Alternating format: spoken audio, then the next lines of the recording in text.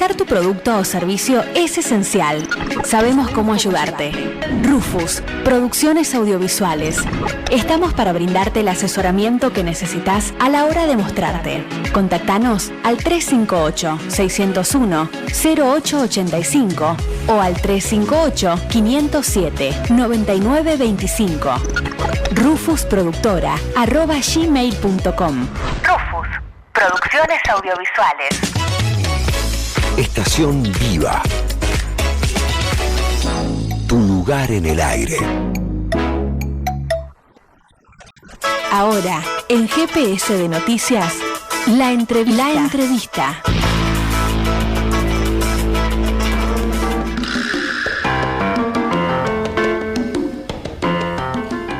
Bueno, 29 minutos pasados de las 7 de la tarde. Estamos en contacto con Dante Avaro, economista, filósofo y trabajador en el CONICET.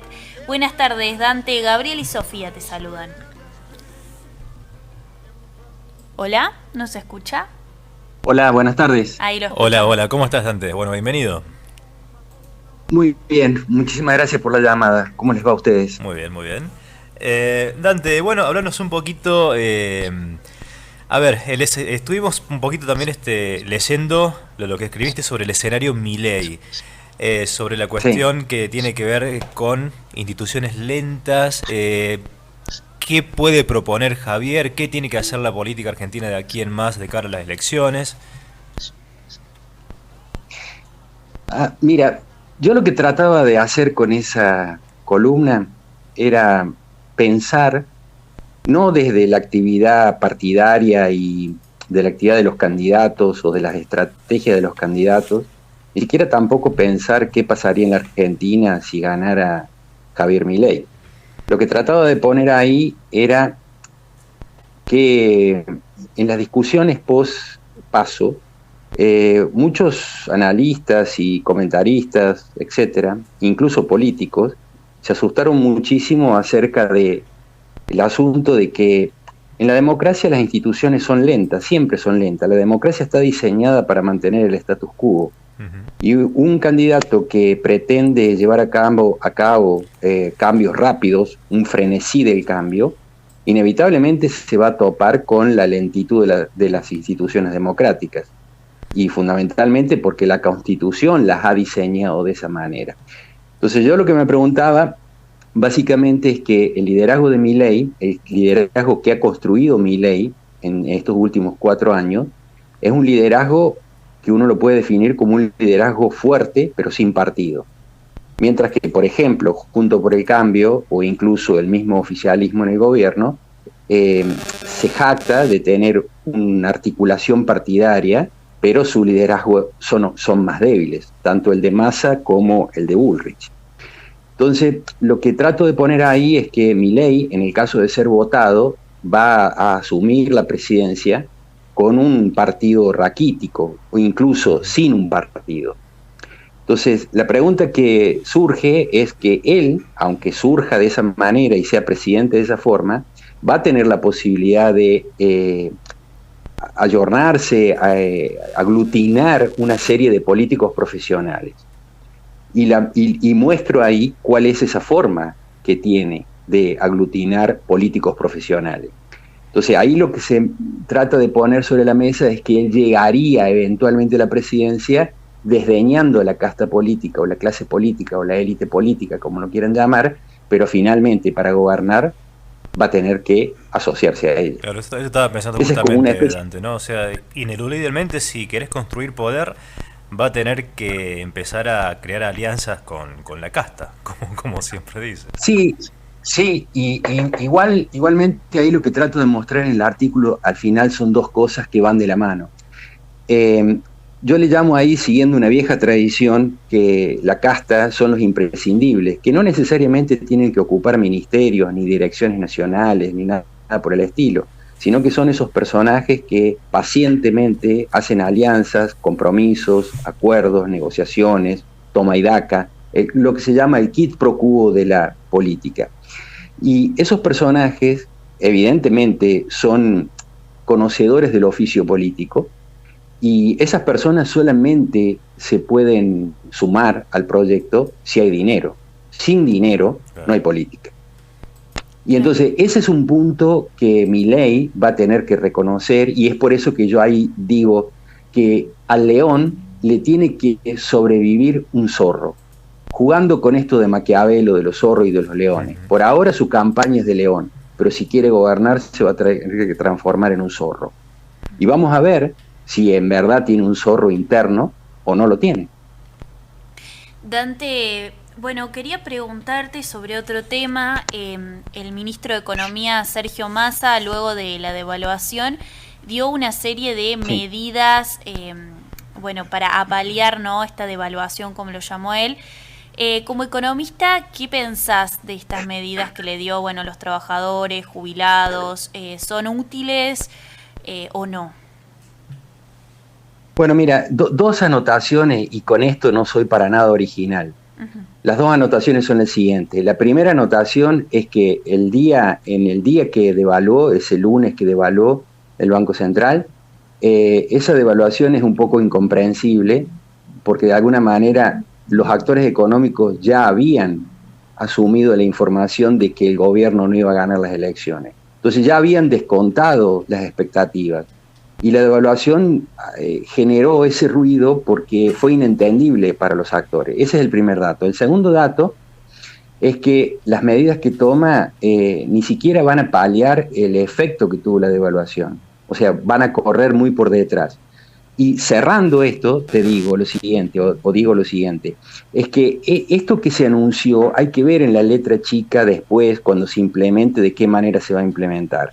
Porque tiene que ver con un timing, con la disponibilidad de recursos, hay que ver cómo se va a implementar, tanto los beneficios, no me refiero al beneficio del monotributista en su pago mensual, sino me refiero al acceso al crédito, cómo se va a dar, ese tipo de cosas, ¿no? Inclusive el crédito de los jubilados y todo lo demás. Pero, insisto, esto es todo por detrás de, digamos, de la devastación que sumió en esa semana negra de la devaluación. O sea, estamos corriendo todos por detrás. ¿Hay una salida, Dante, para todo esto? Porque uno pareciera que todas las propuestas de los candidatos, una es demasiado radical, la otra es un poquito más mesurada, otros pareciera que quieren ir por el mismo camino. ¿Cuál es la salida? No, esa pregunta es como la del $1.000.000. Si alguien tuviera la respuesta, ¿cómo es la salida de la Argentina? Pero voy a explicar por qué creo que te digo que es la del $1.000.000.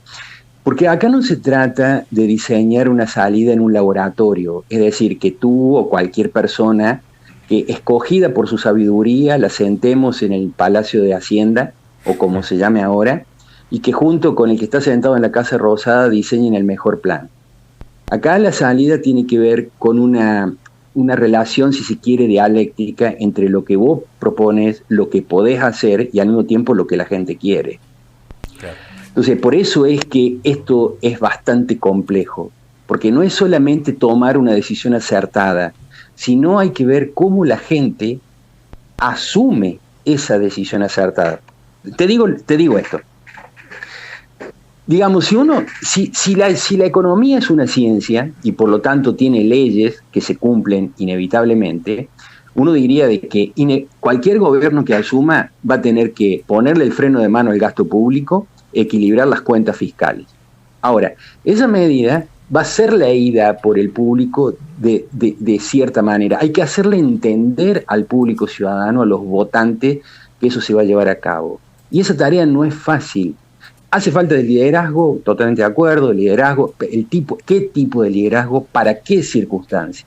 Hoy parecería, después de estas elecciones primarias, que una gran parte de la sociedad argentina está dispuesta a pagar el precio de comprarse el boleto de lotería de alguien que promete un cambio radical. Claro. Dante... Finalmente... Sí, perdón. Sí. No, que finalmente de eso se trata. A ver, lo que quiero decir con esto es lo siguiente. Mucha gente ha sacado espuma por la boca porque la gente, los ciudadanos, votaron a Milei. Pero de eso se trata la democracia. Claro. Definitivamente. Dante, la última pregunta de mi parte. ¿Qué escenario nos espera en octubre? Si la pregunta está hecha hoy, la respuesta está hecha hoy para el contexto de información que tenemos hoy, todo indicaría de que hay una segunda vuelta y en esa segunda vuelta no está juntos por el cambio, hoy. Con la información que circula hoy, con las preguntas que se han hecho la semana pasada. Faltan 2 meses prácticamente, unos 50 días para octubre. En este país pueden suceder muchísimas cosas y el escenario es bastante incierto. Ahora, déjame decirte lo siguiente. No importa, me parece a mí, quién gane las elecciones para lo que te voy a decir ahora. El año que viene va a ser un año de que cualquiera sea la fuerza política, va a tener que tomar medidas más o menos encarriladas a lo que dice la ley de la ciencia económica. Algo va a tener que hacer. Incluso el candidato Massa, si ganara las elecciones, también va a tener que ajustarse a la ley de lo que dice el funcionamiento de la economía. Bien. Entonces, con esto te quiero decir de que el año que viene, desde mi perspectiva, desde mi humilde perspectiva, de lo que yo pienso, el año que viene es un año complejo, en cualquiera sea el que gane. Bueno, Dante, antes de despedirte... Sí, por favor, termina. No, es que independientemente de las esperanzas, acá el problema es que la esperanza no puede estar disociada del sacrificio. ¿Qué te quiero decir con esto? Acá el año que viene vamos a tener que hacer todos un enorme sacrificio, unos más y otros menos, e impactará de acuerdo al bolsillo y los activos que cada quien tenga. Ahora, el punto es que alguien tiene que ofrecer una esperanza para amortiguar el sacrificio. Ese es el punto. No, como te decía Dante, bueno, un placer siempre poder hablar con vos. Y antes de despedirte, así bien cortito, simplemente esta pregunta. ¿BRIC sí o BRIC no? Y mira, ni una cosa ni la otra. El problema no son los BRICS, diría yo. El problema es que va a ser la Argentina en ese contexto. La pregunta que uno se tiene que hacer es si esto le sirve o no a la Argentina. Y los BRICS, digamos, para decirlo rápidamente, los BRICS es una alianza política. ¿En qué nos sirve? Esa es la pregunta. Los BRICS no es el Mercosur, no es el TLC, no es una unión aduanera, no es nada por ahora. Claro. Es eso, una alianza política. Entonces la pregunta es ¿para qué nos sirve? Y te vuelvo a decir algo que les dije con anterioridad. Si la democracia es el cambio de signos políticos y el cambio de políticas, el gobierno que entre, si le parece que no hay que avanzar por ahí, no va a avanzar. Como este gobierno cuando asumió que dijo que no le parecía avanzar con la Unión Europea y no avanzó, no movió una servilleta. Bien, Dante, muchas gracias por tu contacto y por haber hablado con nosotros. Al contrario, gracias a ustedes, que tengan una bonita noche y les deseo lo mejor en el programa, como siempre. Dale, muchísimas gracias. Recibo mi cordial saludo. Bueno, hasta luego, gracias. Hasta luego.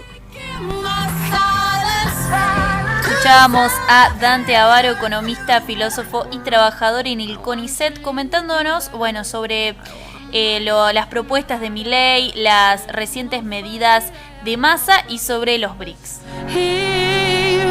I watch the news on TV, abandon myself daily. I am afraid to let you see Viví las mejores tardes. Estación Vida 92.5.